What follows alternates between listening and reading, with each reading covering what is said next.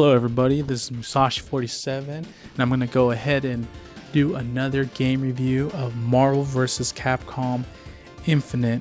Now if you're new to this channel, go ahead and put a thumbs up, subscribe, and hit that bell. Thank you very much.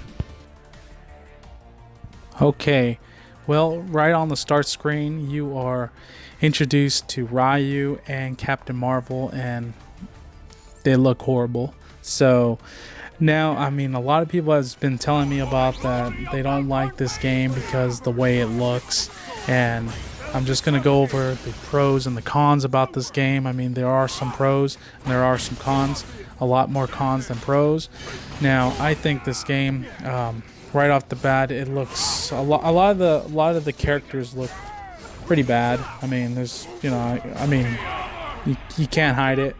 I mean, Marvel and Capcom didn't really collaborate too well with each other. I think it had to do with just Disney buying Fox at the time period, and Capcom really didn't know what to do at the time, which unfortunately didn't give us the X-Men. So that's another big con right there. All of a sudden, you have Marvel vs. Capcom. They are well known to have the X-Men team, and unfortunately they are missed. So I would never call Marvel vs. Capcom Infinite if you didn't even have the X-Men characters or the roster at all, and you weren't going to see them at all in this game. So I probably would have changed the name just knowing that information. So I would not even have it called that. I'd probably call it Capcom versus the Avengers. I mean, you're more likely to sell that. But as far as the character designs on a lot of the characters, they look pretty ugly. I mean, their faces is like horrible. So not everybody looks horrible. I think Spider-Man looks good. I mean, it's not really hard to do Spider-Man or Venom. I thought Venom was okay. I mean, Doctor Strange still looks like Doctor Strange to me. You got Mega Man, looks okay. X looks fine to me as well. But there's just certain things that are missing about it, is that they just don't have that same edge. I think the background looks good. I'm not complaining about the background too much. Now the sound or the music that is involved with the game itself is pretty bad as well. There's just nothing feeling Marvel vs. Capcom-ish, I guess you can say. One thing I do like about the game is I do like the mechanics of the gemstones, or the stones itself. I actually like it. I mean, I like how you can use a time stone and it speeds you up to go through faster through time. I like that. I like certain things of the elements of that. I mean, I like the soul gem as well, where you can actually die. One of your characters can die, and then you can bring them back to life using the soul gem, which is really cool. I do like that. But I think there are certain elements on this game that is really cool. So, but is it great? No, it's not great. And I think a lot of the reason has to do with the bad publicity of what it got, and also a lot of people that just are boycotting it. And I still think this is a decent game. I think it would have done better if there was more followers of the game itself, and that would allow people to have more revenue come in for the game itself. And maybe if Capcom would have went ahead and did different things where they would tell the fans to say, like, hey, we're gonna have more DSL characters throughout the series, so just hold up. But they really didn't say that. It was just more like, yeah, this is it, and that's that, and not a good idea with that. So, but overall, I still think this game is pretty cool. Now, I don't like how it looks. I don't like the music. I don't like the roster. So all those things are given and it's gonna put a dent into the score that I'm about to give.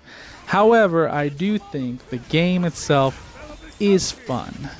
I like to play it. I like the time stones. Everything else is kind of bad. I mean, it does force me to play other characters that I wouldn't have played. I was having fun playing Hagar and the Hulk, and I usually don't ever play the Hulk or Hagar, and I was kind of having fun playing those types of characters because there just wasn't a big roster and it wasn't a lot of favorites. But maybe I'll play through them on the next series.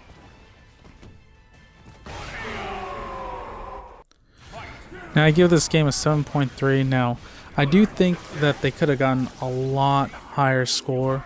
Capcom could have did a better job of just their PR by talking to the fans, making sure, letting them know that there are going to be more DSL characters, and unfortunately there was not enough, and they just kind of don't want anybody to know that they actually made this game, and they're kind of ashamed of it, which they should be, because they didn't do enough where they could have made this game a lot better, and they could have easily fixed it by just doing some plain old updates on it. So I think however, there are some good aspects of the game itself.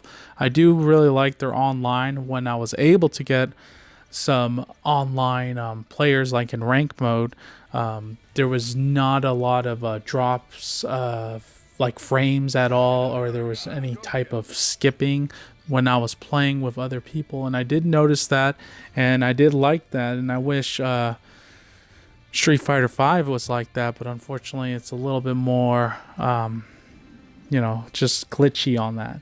So I do like that about it, but there's really bad looking characters like I said before, Captain America looks horrible. I mean, his face and his body type, just everything about Captain America looks horrendous. So but I do think this was their opportunity to go ahead, and if they weren't going to use the X-Men characters at all, and they had no idea if they were going to be able to, they should have looked into other characters, what they could use, and bring them into the roster. And I think that's where they failed.